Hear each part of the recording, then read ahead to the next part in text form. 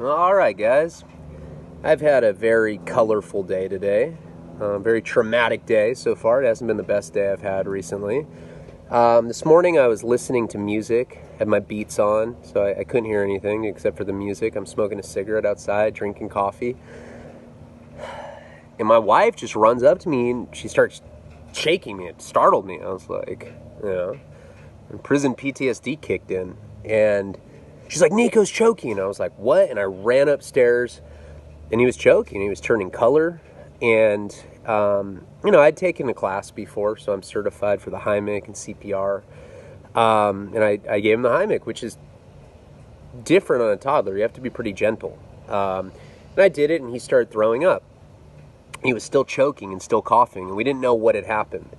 I guess apparently he was chewing on some rubber toy, and a piece of it came apart and got lodged in his throat. And he was still choking, and I was just screaming at Karina. I'm like, just call 911. So she called 911, and they showed up, I don't know, within 20 seconds after we made the call. It was insane. It was like the fastest I've ever seen police or an ambulance or fire department show up. And they all showed up, and the cop ran up. He's like, what's up? He was still choking. I ran him outside, and he had just started stabilizing, like, as I was running him outside. And by the time the cops got there, he wasn't choking anymore. But, I figured rather be safe than sorry, with my son who's not even 2 years old yet. If anything ever happened to him, it would destroy me. And as much as I don't particularly, I'm not really partial to law enforcement, but I will say, like, in a situation like that, I'm very thankful. And they were very nice to me. It's probably because I wasn't being called for, he's abusing me! Or because I'm stoned on PCP, beating off on the balcony of some 5-star resort, which has never happened, but I'm not saying it couldn't. Done a lot of weird stuff in my time. Some of it I'm not proud of. Anyway, so that's how my day started. He's fine, but it was scary. And thank you for the LAPD that came and helped us. Thank you for the fire department, the paramedics. Took his vitals. He was cool, and I appreciate that. It's a wonderful service that they provide. I just wish that they were a little cooler to nonviolent drug offenders. Didn't treat them like criminals and treat it as a medical issue. The American Medical Association classifies addiction as a disease because it has two of the signature traits of a disease. It's terminal and it's progressive. So if the AMA says it's a medical issue, then we should have a medical solution, not a criminal one. We should not be locking people up for simple possessions or under the influences. We should give them rehabilitation. But enough of that rant. Please like, comment, subscribe, dislike, leave perverted comments. Tell me how short I am. Tell me how gay I smoke. Whatever you got to do. Let's just get to more views, more likes, more whatever. Also check out Patreon. That's how I said it. Check out patreon.com/Ryan Leone. Extra content starts at 10 cents a day. Very affordable. And yeah, appreciate you guys. Let's get into the story. Let's talk about Jamie Lake. Solid tan guy. No, he's beyond tan. This guy had, low-key skin cancer. His face was like peeling and blistering, and looked like he aged 40 years in the 3-4 years that since I'd last seen him. No, it was probably longer than that. I saw him in like 2010, and this was in 2017. So it'd been about 7 years since I'd seen him. And a lot of people had commented, well, who's Jamie Lake? Who's that guy? Jamie Lake was, he got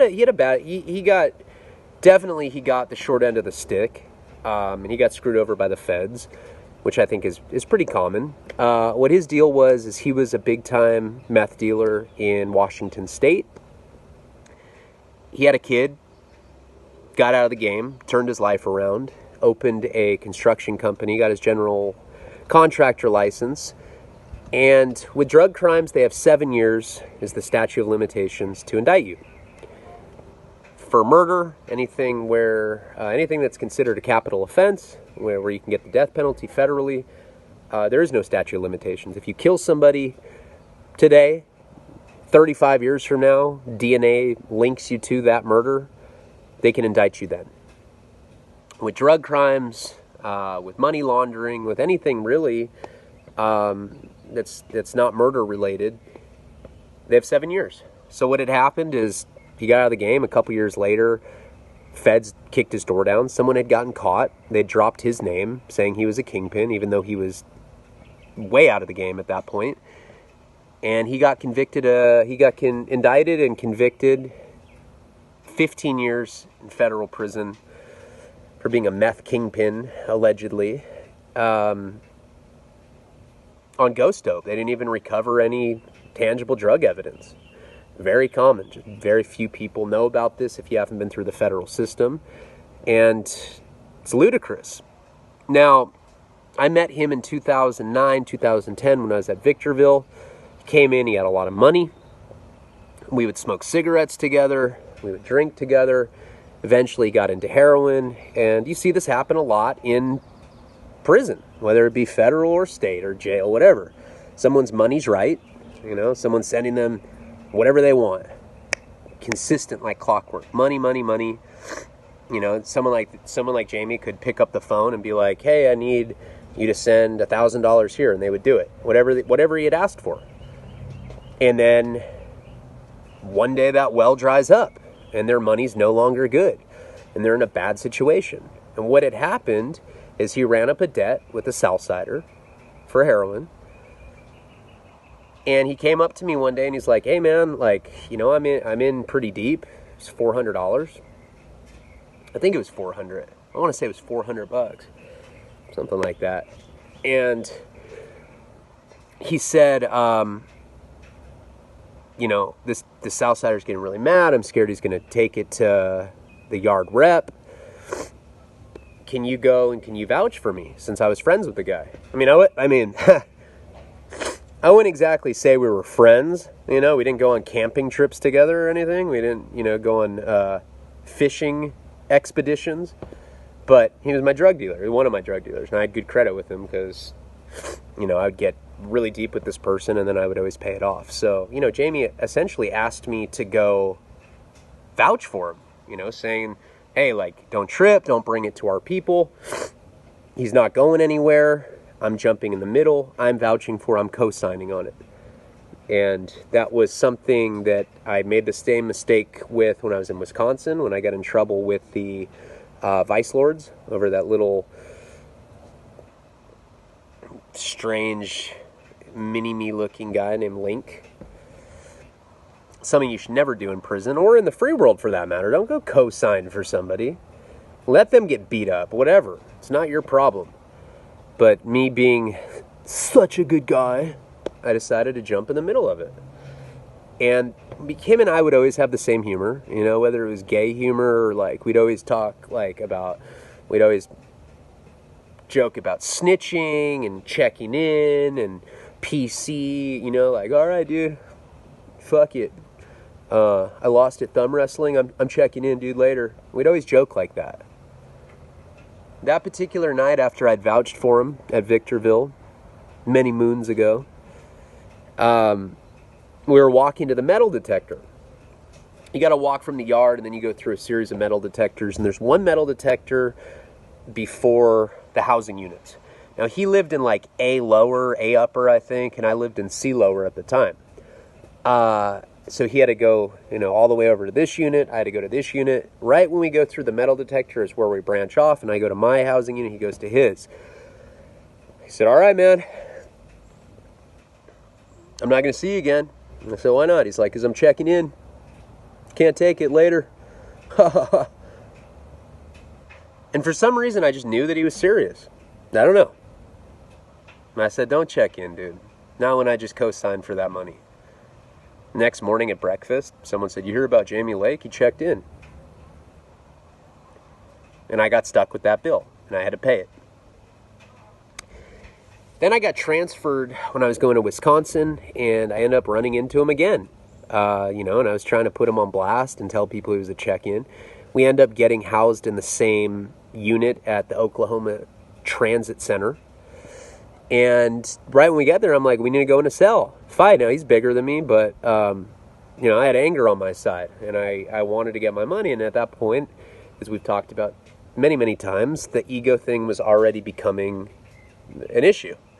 I was already, throwing caution to the wind just to save face and trying to stand on, faux principles, I don't know, just being a weirdo prison guy.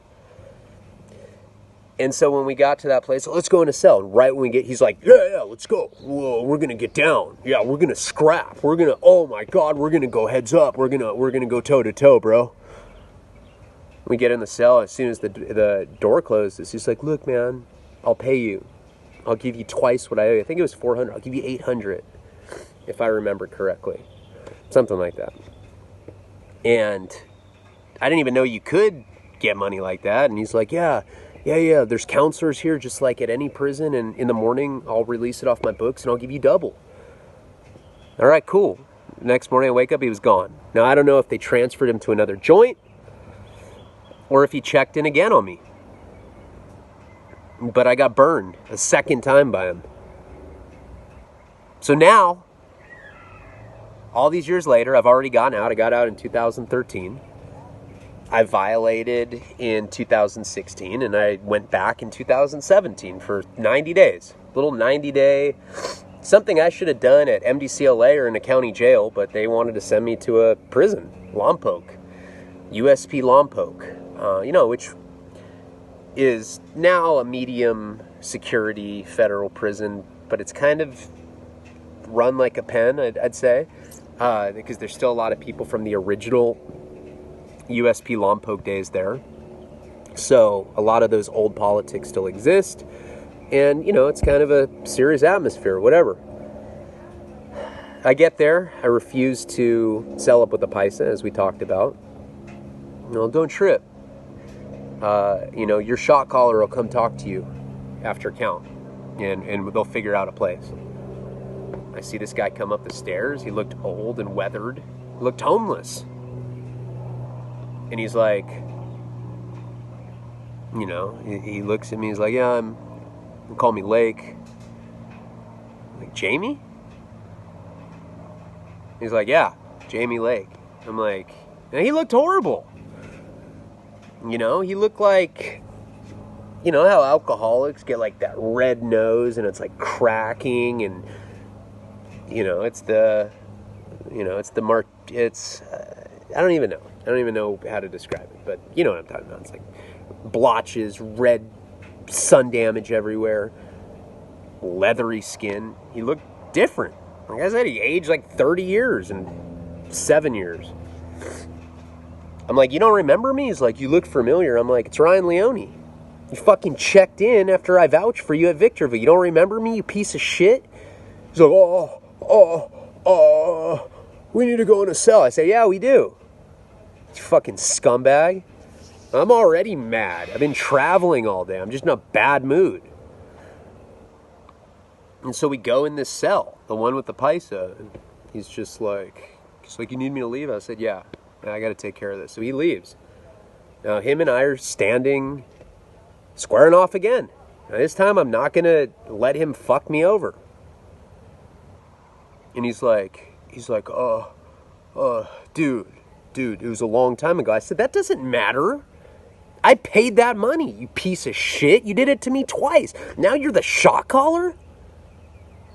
I'd imagine they don't know you checked in. Fucking piece of shit, you punk. He didn't do anything when I said punk either. He didn't take off on me. He's petrified.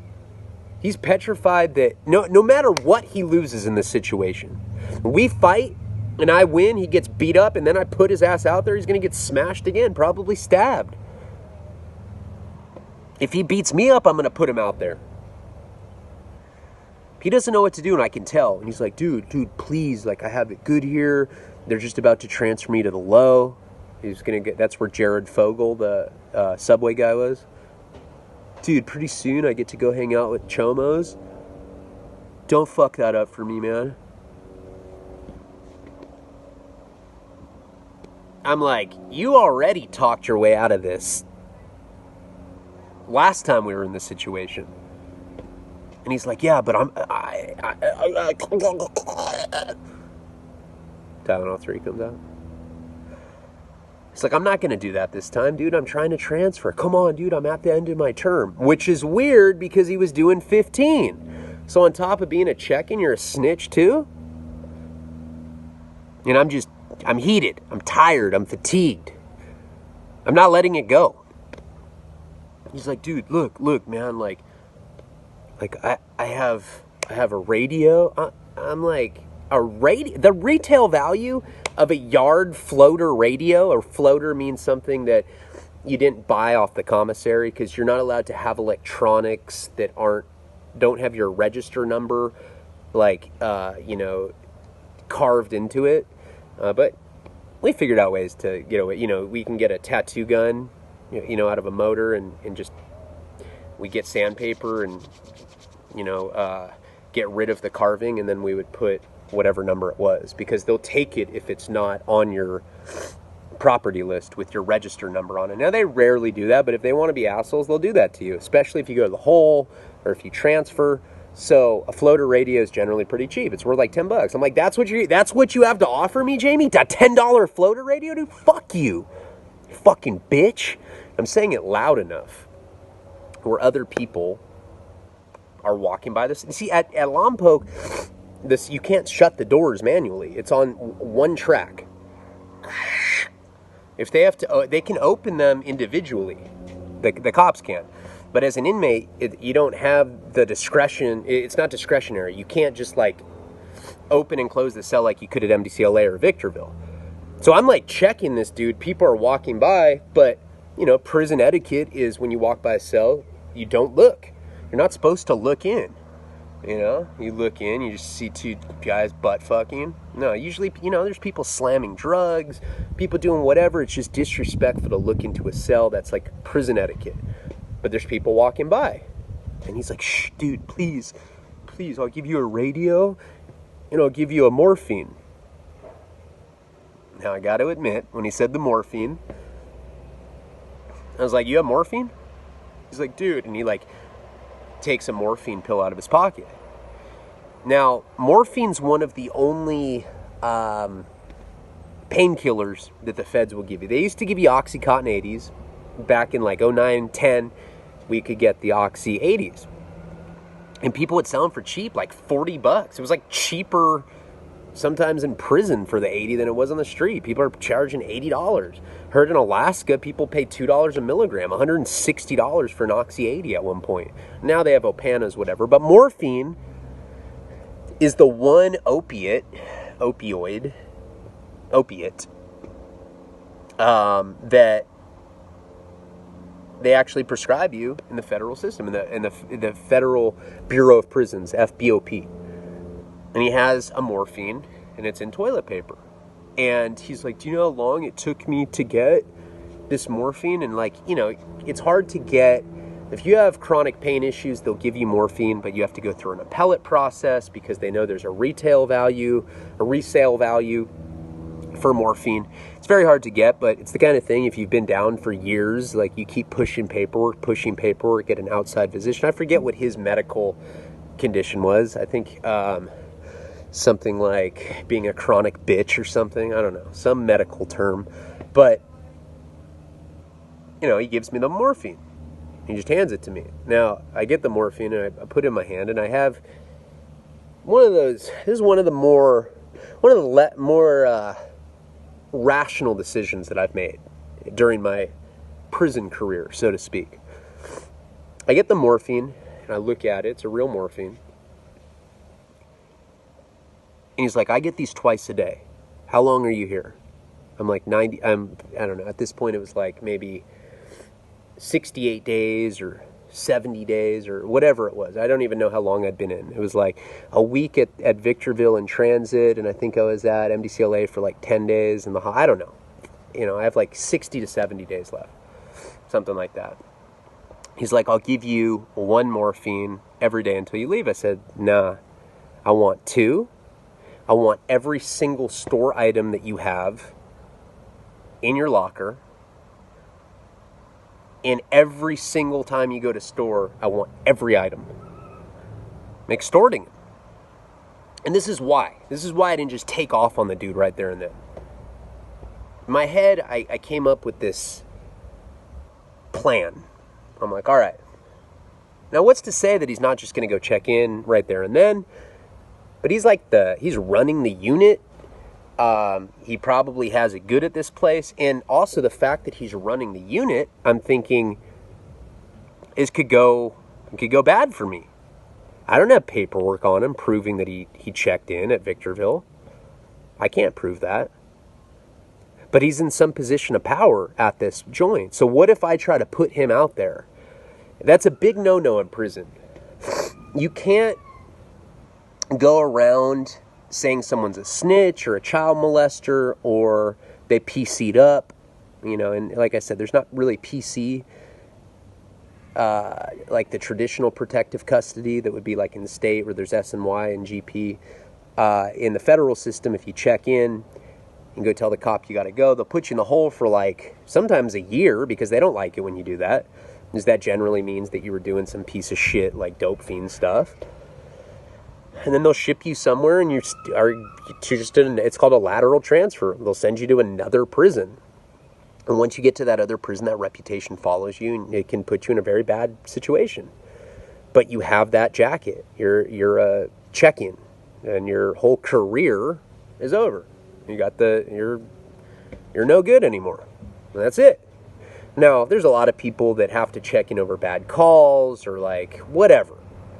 So it's not always a fair system, but that's how it is.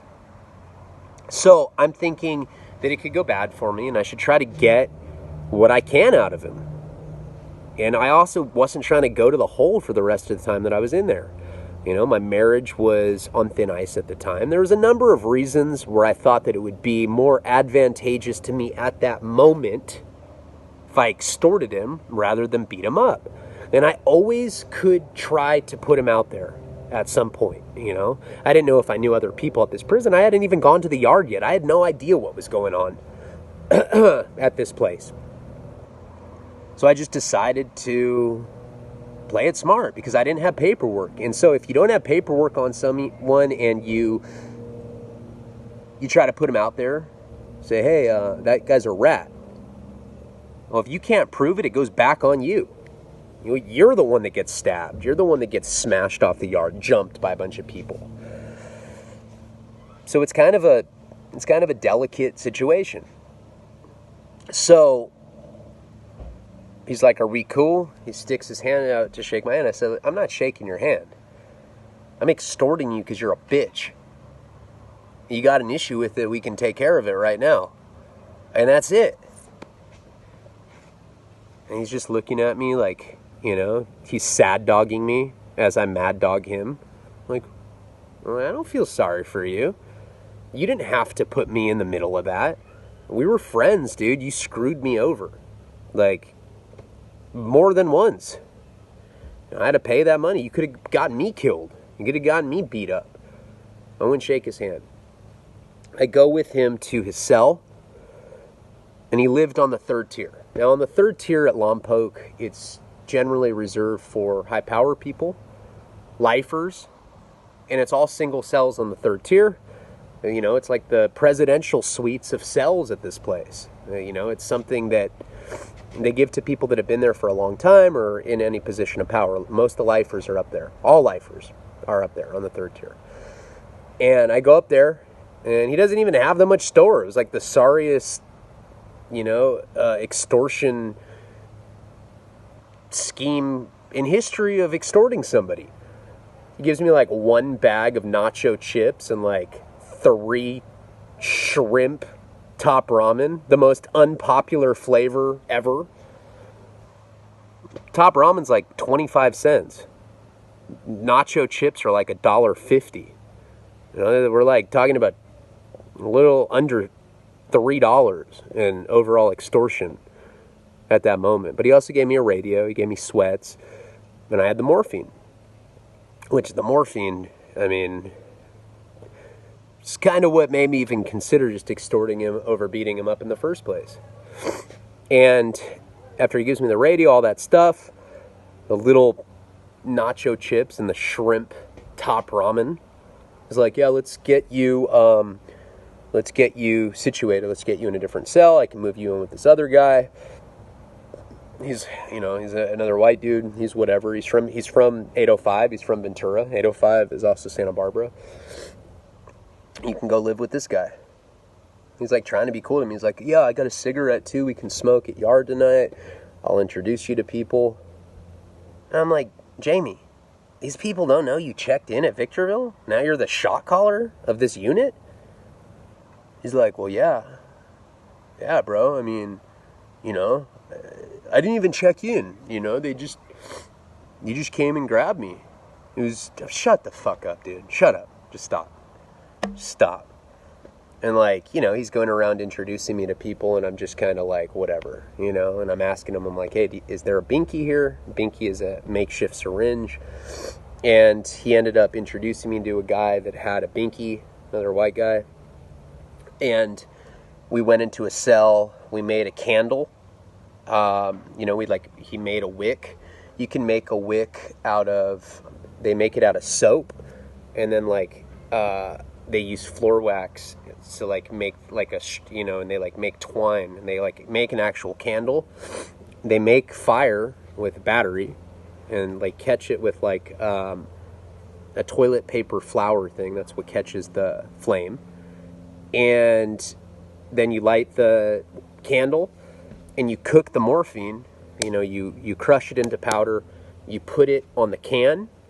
You put, you take a soda can, cut it in half, and you put that over the wick. You cook the morphine, and then you get the binky, and you draw the, the actual drug that's left out after all the buffer's been cooked out of it. And in prison, when you're sharing syringes like that, common courtesy is to give someone drops. So you give them 1 or 2 drops of this particular shot, which is ridiculous. That's how, you got to think, a lot of times in prison, people's tolerances are so low that 16th, a 32 of a Suboxone strip will get you loaded. A couple drops of morphine, a couple drops of heroin will get you high. A couple drops of crystal meth will get you high because your system's so clean. So I end up shooting a morphine, and then we go to chow. I'm all loaded, and I go around introducing myself to all the white guys. I met some guys, I ran into some guys that were at Victorville with me the first time. Some guys that I liked, and I was happy about that. And I started thinking in my head, I'm like, these guys know that checked in. I wonder what happened with them. And is this the state of federal prison now? People just don't care about the political stuff. And this is when my whole, prison ideology started. I started questioning it all, because it just seemed like, it's just such a fake culture. Everyone's so fake, and that was one of those situations. It's a favoritism club. Oh, we'll kill that guy for whatever, something stupid, using clippers to shave his balls. But then this guy gets caught, whatever. He runs up a debt, but we'll let him stay because he's cool. He's funny. He cracks jokes. He's in the in crowd. We'll let him stay. I started noticing really on that little violation just how fake it truly was. I already had thought that, but all these things that I thought were important on my first term started not seeming so important. And right after dinner, Lake goes to pill call. He gets another morphine, and I save that one for the morning. So I'm like, all right, cool. I have an instant habit. That night I go out to the yard. Beautiful yard. There's cable weights. You're up in Lompoc, so you can feel the Pacific Ocean. You can just feel it in the air. It's a nice climate right there. And you can work out at night. I sat there on the bench. I smoked a cigarette with Lake, a few other guys. He's telling people, he's like, yeah, this is my boy Leone. He's my good friend. I'm just sitting there saying nothing. It's like, oh my God. Can't believe you're going around telling people that we're friends. And that night, I go to my new cell after smoking a cigarette, meeting people at dinner, and then meeting people on the yard. And my new cellie, I just straight tell him about it. I go, look, the guy that's the unit rep, Jamie Lake, fucking checked in owing me money at Victorville. And then I told him what happened in Oklahoma. And my cellie's just like, really? I'm like, yeah. He's like, I'm just like, man, what the fuck? What do you mean, really? Like, aren't you mad about that? He's like, no, I go home in like a week. He's kind of like a slower guy. He's from Ventura, and he's just an odd guy. He's like, in a week, you get the bottom bunk. And I just don't care. I'm like, why is your mouth open all the time when you talk? He would just keep it all slack and open like that, but whatever. On the top bunk, and I remember going to sleep that night. When you first hit a new prison in the feds, your phone doesn't work and your email doesn't work until the next day. So that night, I'm high on morphine, kind of fall into that, opiate, blissful sleep. And I'm not even really thinking about my ex-wife. I'm just kind of excited for the morning where I'm going to be able to use the email. I'm going to be able to use the phone. And I'm kind of happy that I know people from Victorville, even though I didn't have a chance to talk to people about it. And I'm listening to music. And it's just, they got pretty good radio stations at Lompoc. It depends on which prison you're at as far as like what the good radio stations are. But this one had good ones. Next day, I wake up and some things had changed pretty drastically since I'd been in the feds last time. They didn't have microwaves, probably because people were putting hot baby oil in it, getting it boiling hot, throwing it in people's faces. And also when things like that break in the feds, they tend not to replace them. And what they had instead was a hot water dispenser. That's it. It got like boiling hot, which you could throw in someone's face, I guess, and hurt them that way. But that's how you had to cook soups, or if you had to cook anything, that's how you did it. There was a poker table there. And remember, I had a lot of money. I had all those atomic fireballs that I transferred with. Now, my property hadn't gone there yet, but I was already telling people they were coming. You'd act like, I was bringing a woman there or something. People were like, no way. Let me get in line for that. I'm like, dude, I haven't had an atomic fireball since 97, brother. Let me get in line. I'm just like, wow, all right, cool. And I was going to quadruple my money off that investment. I was smart enough to have to anticipate that there'd be some exclusive items at MDCLA that they didn't have at Lompoc. So that morning, another thing that had changed is they didn't have washer and dryers. When I was in prison when I left in 2013, every place I'd been to, Victorville and Oxford, they had washer and dryers. And you could buy Tide, or you could buy like some really cheap Sun for like $2 detergent. You could even buy dryer sheets. What are they called? The little things, Balance, that make your stuff smell good. And everyone will comment. There'll be like 100 comments like, oh, it's called this.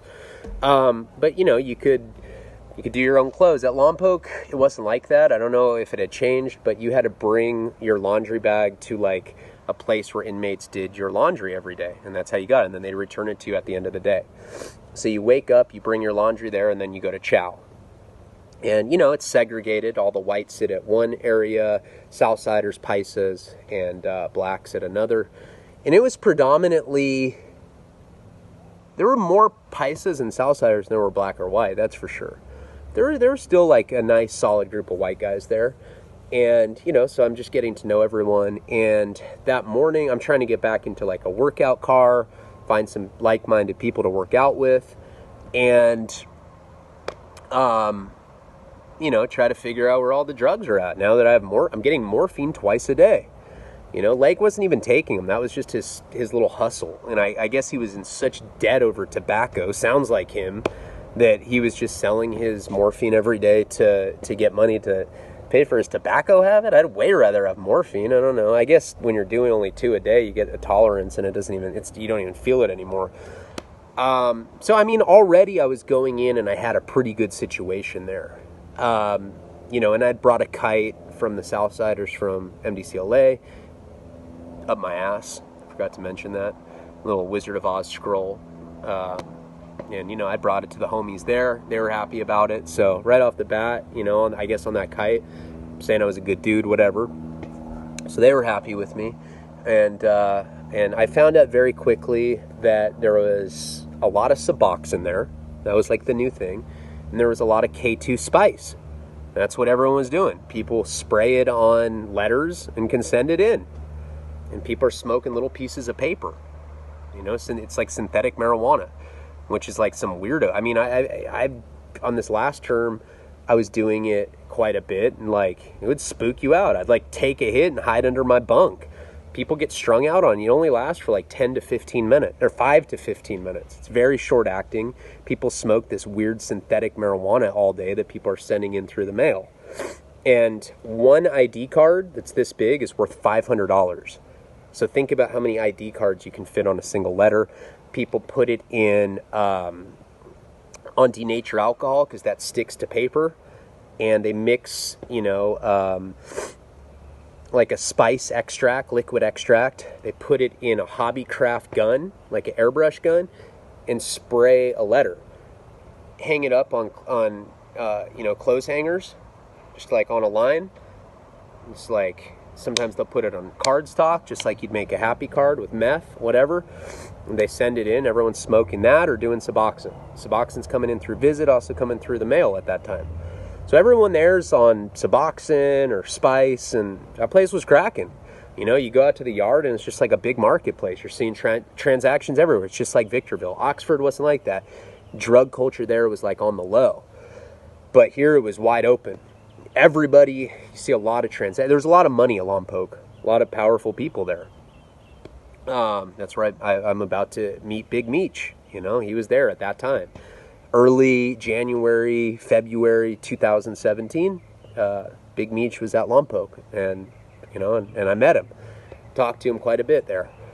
But that morning, after I'd met everyone and kind of seen, because you know, like you meet some people the night before, but like the next day, in the daytimes when you really get to meet people. And they had an east side and they had a west side. That's how all penitentiaries and the feds are. It's divided by USPs are divided by sides. So west side and east side. And the units there was like A, J, K. They had all these different letters. And it was trippy. They had a movie theater there. And they had an indoor gym, an outdoor gym. It was a nice spot for being a USP. It was like a nice prison. You know, I'm like, damn, are all the USPs like this? This is actually really nice. It was a lot nicer than Victorville was, the medium.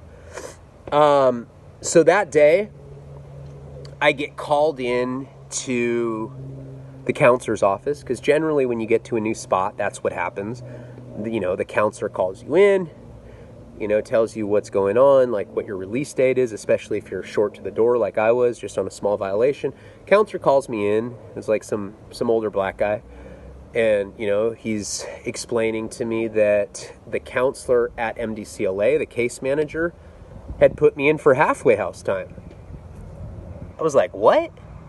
He's like, yeah, she put you in for halfway house time, and they were going to give you a month. They're going to give you a whole month off. I was like, what do you mean? He's like, yeah, you're going to go home in like 2 weeks, 3 weeks. And I was like, what? He's like, yeah. He's like, I don't know. And so I started thinking about it. I'm like, man, I bet Sporty had the case manager shoot me some love, you know? So I thought I was going home in 60 days, whatever it was. And now I'm going home in like a few weeks, 2-3 weeks, whatever the case. And I was like, I mean, it's just like the best news that I could possibly get. So I was really, really, really happy about that. Now that day I get on the phone and I call my ex-wife. And she's crying. And I'm like, what's up? And she's like, it's so hard out here. Now I'd sent her, I don't know, $2-3 grand by the time that I left that place. I mean, I'd say, a lot of people were like meeting up with her and giving her cash. And she had a job on top of that. She's like, it's just so hard out here financially. I'm like, what do you mean? I went in there and like, I looked out for you. And she's like, I'm not doing well. And I'm like, what's wrong? She's like, you wouldn't believe me if I told you. I'm like, are you sucking dick again for drugs that don't even get you loaded? He's like, no. I'm doing heroin.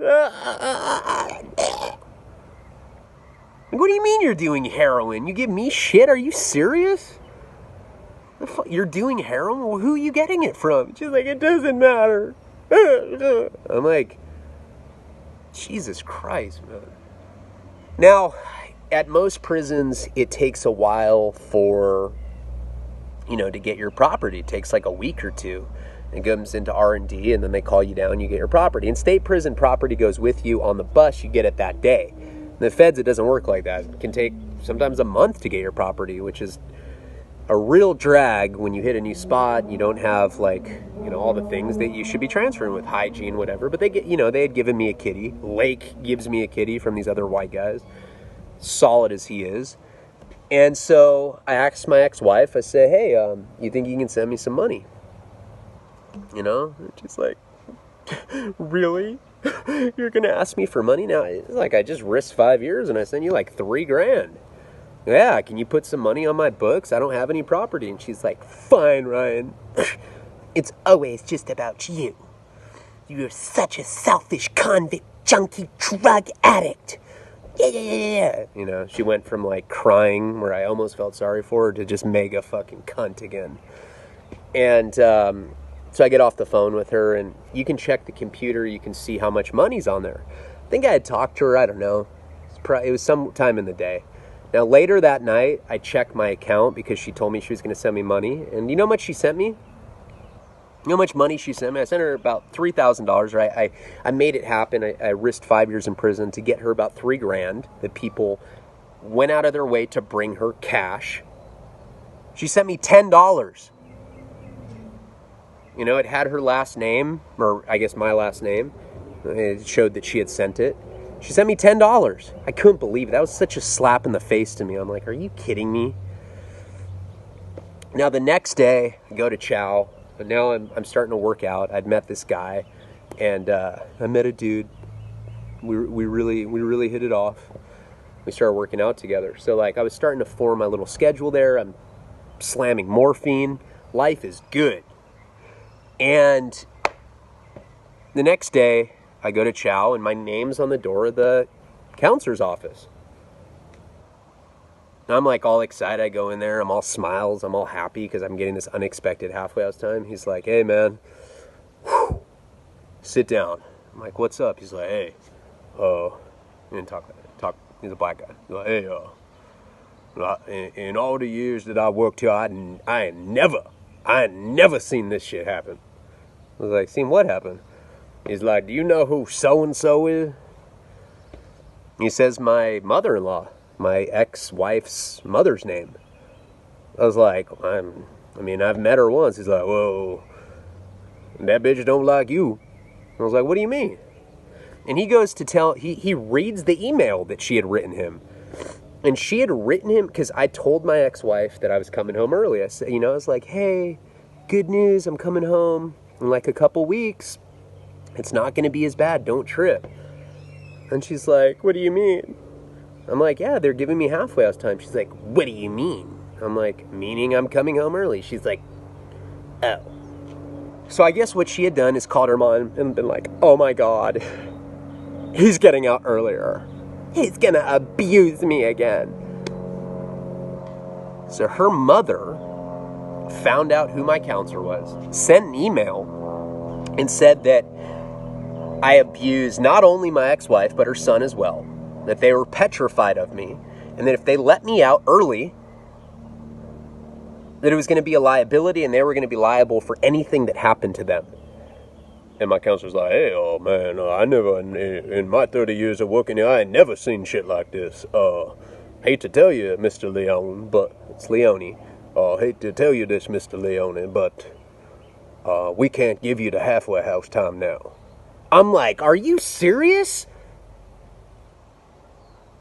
I've never been arrested for abusing her. This is bullshit, dude. So what are you telling? That anyone can just call you and keep me in prison? That's what it is? Oh, that's what it is. Dude.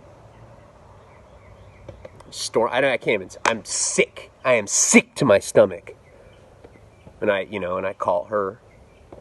And I'm just like, and it's not recognizing my voice. It's like, please say your name after the tone. I'm like, Ryan Leone. We're sorry. I'm like, so mad. I'm like, Ryan Leone. We're sorry. I'm like, Ryan Leone. It's like, thank you for you. And then it like goes through. And I'm just so mad. I'm like, what the fuck? You and your mom are fucking plotting against me? She's like, listen, I can't do this anymore.